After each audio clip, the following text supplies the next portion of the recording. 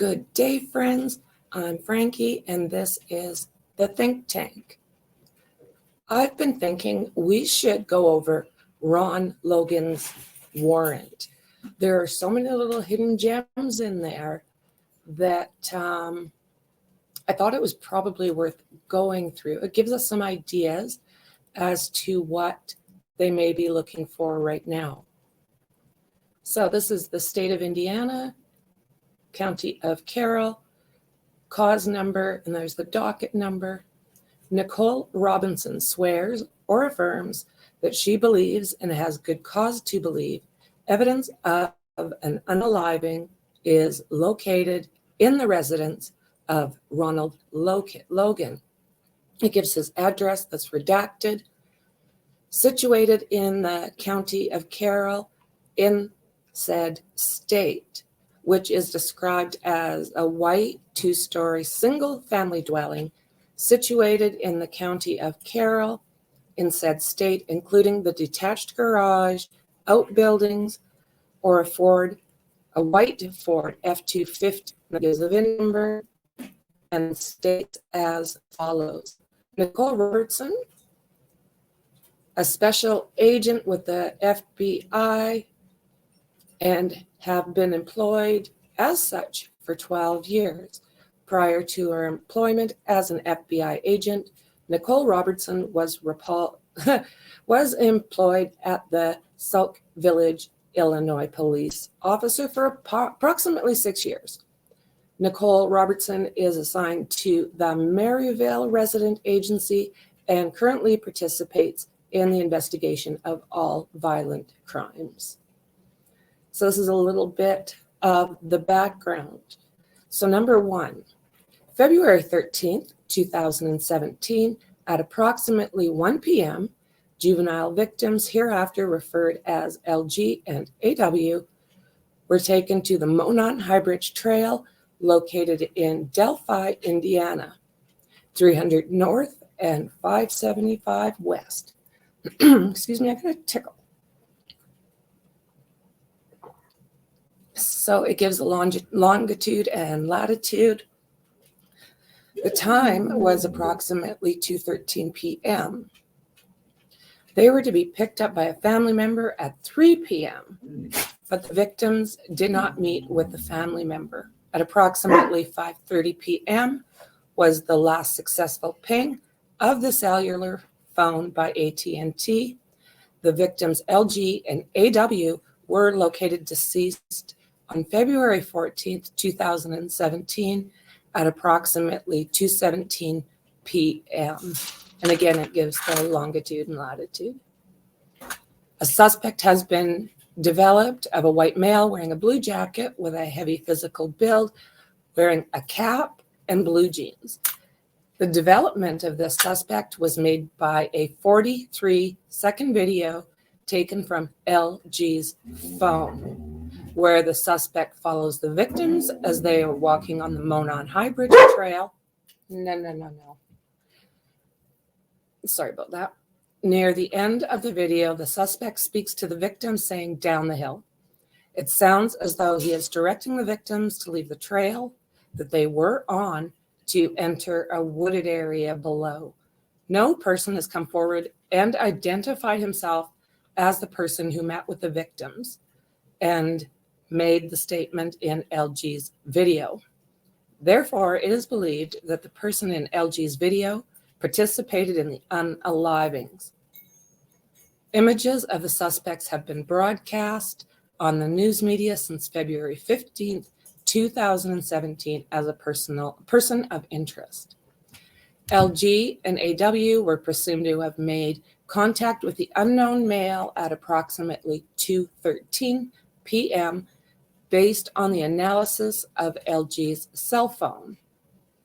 Number 4, February 14th, 2017 at approximately 12:17 p.m., victims LG and AW were found unalived with wounds caused by a redacted weapon on the property owned by Ronald Logan. A large amount of red stuff was lost by the victims at the crime scene.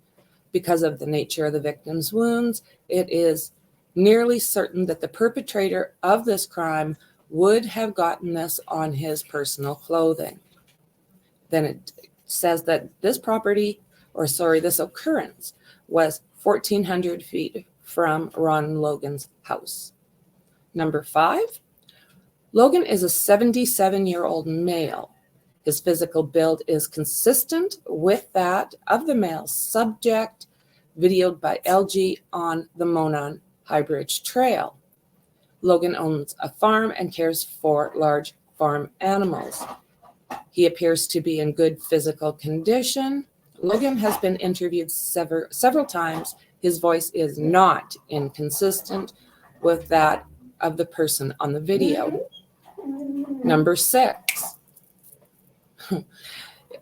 It was also discovered the redacted of one of the victims was missing from the crime scene, while the rest of their clothing was recovered. So that's interesting. That kind of tells us what may have been taken, right? You can hear my sugar gliders fighting in the background. It also appears that the girls were moved and staged. Based on my training and experience, it is common for perpetrators of this type of crime to take a souvenir or in some fashion memorialize this crime scene, whether by photo or electronic or digital methods, computers, storage devices, tablets, phones, iPads, other electronic devices.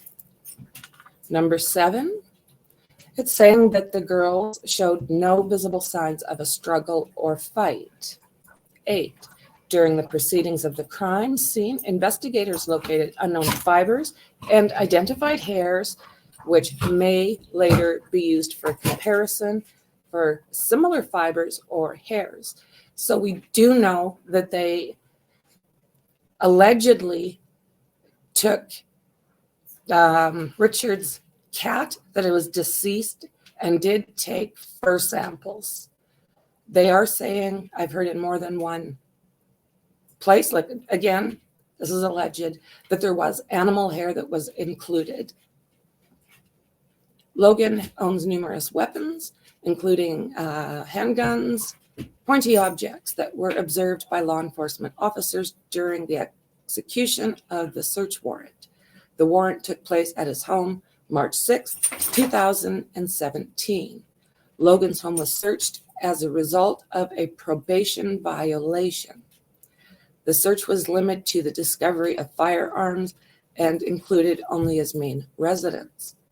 10. February 14th, 2017, at approximately 9:20 a.m., Ron Logan contacted his cousin, Redacted. Logan asked Redacted to tell the police that Redacted came to Logan's home between 2 and 2:30 p.m., February 13th, to pick Logan up. Logan further told Redacted to say that Redacted drove Logan to an aquarium store in Lafayette, Indiana. Logan told Redacted to say they returned home to Logan's house between 5 p.m. and 5:30 p.m. So this here, this number 10, has been one of the main problems with Ron Logan, because he did this before it was pretty much publicly known timeframes and the rest of it. So he's didn't do himself any favors. February 14th, while requesting to search Logan's property, a law enforcement officer advised Ron Logan that law enforcement officers would not search his home unless evidence led LEOs to Ron Logan's house. In that meeting, Logan told law enforcement officers that he did not think evidence would lead them to that, but said, I don't know.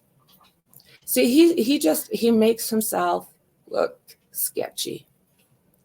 Number 12, a receipt from the Aquarium World in Lafayette, dated February 13th, 2017, with a checkout time of 5:21 p.m., was found in Logan's home March 6th, 2017.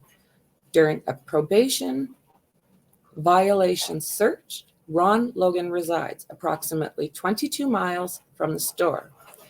It would have taken him approximately 30 minutes to get to the store from his home. Number 13, on March 6th, 2017, during an interview with law enforcement, Logan said he was picked up by Redacted around 3 p.m. and taken straight to the aquarium store in Lafayette. In the March 6th, 2017 interview, Ron Logan said after he was done at the aquarium store, he was driven straight home. These statements were found to be factually false and intentionally designed to deceive law enforcement officers. Number 14, March 7th, 2017, Redacted was interviewed by law enforcement and told that law enforcement that he was with Logan on Monday, February 13th, 2017, and that Redacted drove Logan to the aquarium store in Lafayette on March 9th, 2017. He was interviewed by other law enforcement regarding the trip to the aquarium. He told law enforcement that he had lied. When he was interviewed by law enforcement on March 7th, 2017, at Ron Logan's request, Redacted explained that Logan had never asked him to lie for him in the past and knows that Ron Logan has driven his vehicle while on probation. Was prohibited from doing so. Redacted said that Logan did not ask him to lie when Logan drove the, let's say this again. Redacted also said Logan did not ask him to lie for Logan when Logan drove to the transfer station earlier that day. 15, March 12, 2017. Redacted explained in an interview to law enforcement that Logan called him on the morning of February 14th and asked him to provide the alibi for Logan's drive to the aquarium in Lafayette. This phone call was made prior to law enforcement's discovery of the girls. Based on investigators' experience, it is reasonable to believe that the creation of an alibi prior to the discovery of a crime indicates culpability or knowledge of the crime. 16, Redacted said he thought the photograph of the male that was released to the media of the man on the bridge looked like Logan. 17, law enforcement said that Logan had driven on February 13th to the transfer station in Delphi, Indiana, to drop off trash. Video from the transfer station shows Logan driving up in his white Ford pickup truck between 11:27 and 11:32 a.m. The video from the transfer station appears to be off by 26 minutes, putting Ron Logan at the transfer station from approximately 11:53 a.m. and 11:58 a.m. 18. Logan did not ask Redacted to provide an alibi for his drive to the transfer station, February 13th, 2017. Logan only asked Redacted to provide an alibi for the trip that would have occurred at the time of the apparent abduction of LG and AW. You see, we all know that he has since passed, and a lot of people are saying, apologies are deserved and what have you. But going through this paperwork, you have to tell me down below what you actually think about Ron Logan and his activities. Logan did not ask Redacted. Okay, we did that for the drive to the transfer station. So we're at number 19. March 8th, Redacted was interviewed by law enforcement officers. Redacted met Logan for about 7 or 8 years ago. Redacted was in a personal relationship with Logan for a couple of months and would stay with him at his home on weekends. Redacted left Logan after he became physically abusive. During her interview, she explained that Logan continued to stalk and harass Redacted after their breakup. During this relationship, Logan had dragged Redacted out of her car by her hair. Redacted still fears Logan. Redacted has not had contact with Logan in approximately 2 years.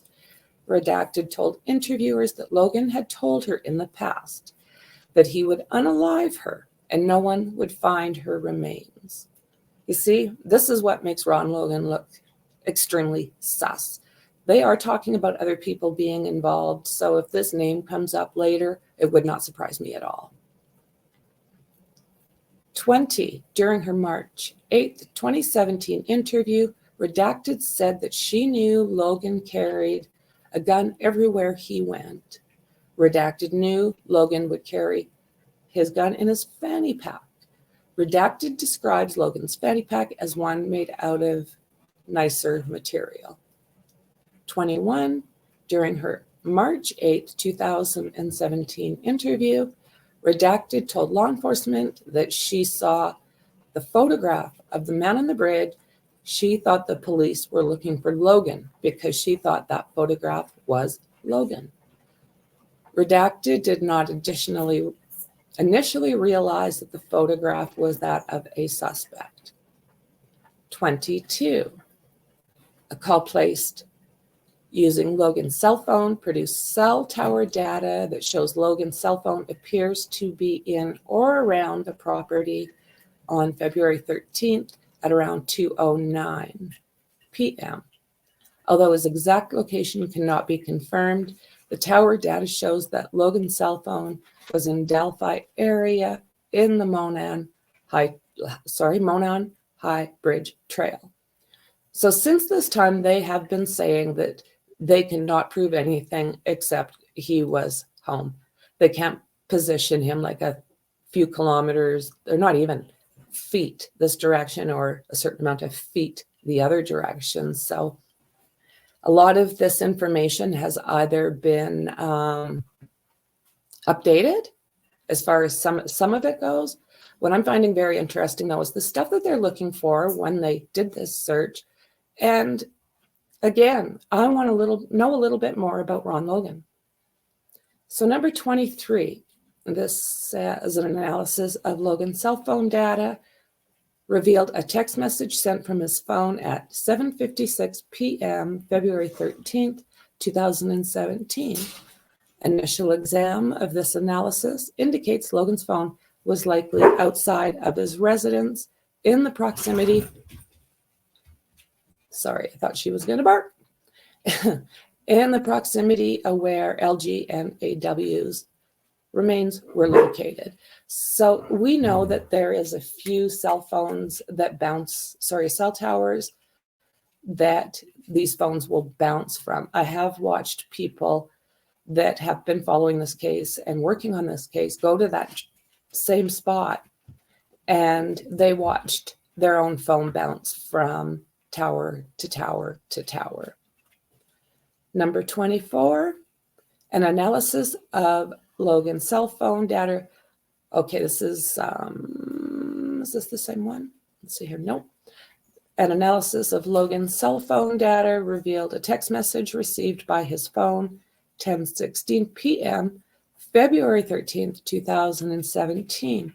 Initial exam of this analysis indicates Logan's phone was likely outside of his residence in the proximity of LG and AW's remains.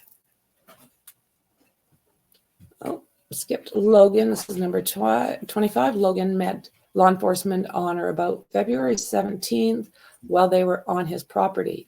Logan was physically able to get up and down the hill from his home to the scene. 26.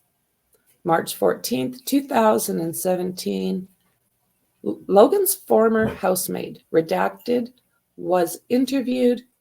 This person resided with Logan from about December 2016 through December of 2016. This person was in a relationship with Logan on and off for approximately 3 years. No. During the interview with law enforcement, she said she first learned that AW and LG were missing when they were found unalive near Logan's home, and her initial thought was he was involved. Redacted said in her interview that she feared Logan and even previously told her baby's father if she should ever end up unalived, Logan did it. Wow, hey, he was known to be very violent. 27, March 14th, 2017. Redacted explained in her interview that Logan had been violent with her in the past, explaining that on June 4th, 2016, while at Logan's home, Logan punched her in the face, knocking her down. Redacted explained that she was drinking, but Logan was completely sober during the incident. Redacted also explained that Logan was angry because she disrespected Logan while in Logan's home. 28. On February 13th, 2017, LG's family began searching the area of the trail where LG and AW were initially dropped off, beginning shortly after 3. LG's family member and other community members joined the search shortly thereafter. Carroll County Sheriff's Office was notified about 5:30 p.m. LG and AW were missing. Once the search for LG and AW began, no one reported seeing any person matching that description of the male on the bridge. The FBI has established a database for the collection and organization of tips provided by the public in this case. A search of the database was revealed 15 tips in which citizens both knew and anonymously attributed the crime to Logan for various reasons. 30. Based on the aforementioned facts, Logan was in the area at the time of the crime and that he provided false information about his activities during the crime to law enforcement. He has a prior propensity for violence, employed others to assist in decepting law enforcement, and plotted for an alibi for a crime that had not yet been discovered. So this is information to be searched and things to be seized. 1, based on the aforementioned facts, I believe there is probable cause to believe that Ronald Logan has committed the crime of unaliving, and evidence of that can be found on Ronald Logan's property. 2, the affiant request a search warrant for Ronald Logan's entire property located at Redacted, described as a white 2-story single-family dwelling, including his detached garage, outbuildings, vehicles, a white Ford F-250, and evidence related to the unalivings of LG and AW for the following property. All of this evidence pertaining to the unaliving, including clothing, forensic evidence, seen and unseen, hair, bodily fluids, fibers, weapons, including guns and cutting instruments, electronic devices used to produce the cellular signals detected by law enforcement in the area of the crime scene, animal hair samples, which is very important, this animal hairs. So you have to remember, after all of this, he was not arrested for anything to do with this crime. 4, computers and computer equipment, digital storage, device tapes, cassettes, cartridges, streaming tape, commercial software, hardware, computer disks, flash drives, disk drives, monitors, computer printers, modem, tape drives, disk application programs, data disks, system disks, operating systems, magnetic media floppy disks, computer software, hardware, software obtaining to manuals, tape systems, and hard drive, and any other computer-related operation equipment, digital cameras, scanners, and in addition to computer photographs, graphic interchange formats / or photos, undeveloped photographic film, slides, or other visual depictions of such graphic interchange format equipment, and the data stored within these materials, which may have been used to store evidence of the crime, research ways to conceal a crime or destroy a crime scene.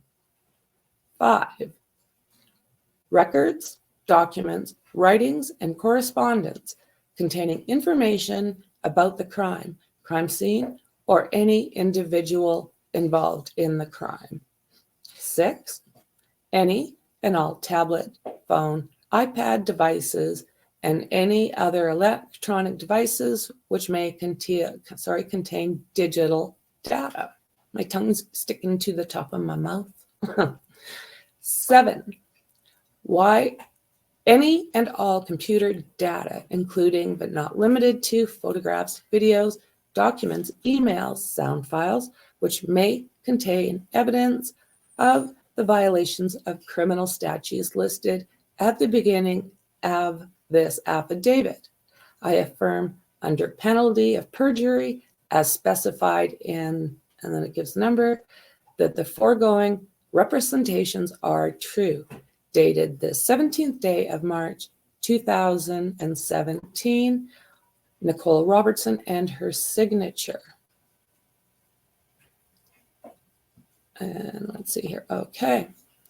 So again, State of Indiana, Carroll County, 2017 term, to Nicole Robertson. You are authorized and ordered in the name of the State of Indiana with the necessary and proper assistance to enter into Ron Logans' entire property located at Redacted, Delphi, Carroll County, Indiana, described as a white 2-story single-family dwelling, including his detached garage, outbuildings, and the white Ford F-250 for evidence related to the unaliving of LG and AW. A diligent search for the following items. Any and all evidence pertaining to an unaliving, including clothing, forensic evidence, red stuff, hair, bodily fluids, seen and unseen, fibers, weapons including guns and cutting instruments, electronic devices used to produce the cellular signals detected by law enforcement in the area of the crime scene, animal hair samples. 2. Computers and computer equipment, digital storage, device tapes, cassettes, cartridges, streaming tape, commercial software and hardware, computer disks, flash drive disks, drives, monitors, computer printers, modems, tape drive disks, application programs, data disks, system disks, operating systems, magnetic media floppy disks, holy crow, you guys, computer software, hardware, and software, operating manuals, tape systems, and hard drive, and any other computer-related operation equipment, digital cameras, scanners, in addition to computer photographs, graphic interchange, format and or photographs, undeveloped photogenic film, slides, and other visual depictions of such graphic interchange format equipment and data stored within these materials, which has been used or may have been used to store evidence of the crime, research ways to conceal a crime or destroy a crime scene. 3. Records, documents, writings, and correspondence containing information about the crime scene, or any individual involved in the crime. 4.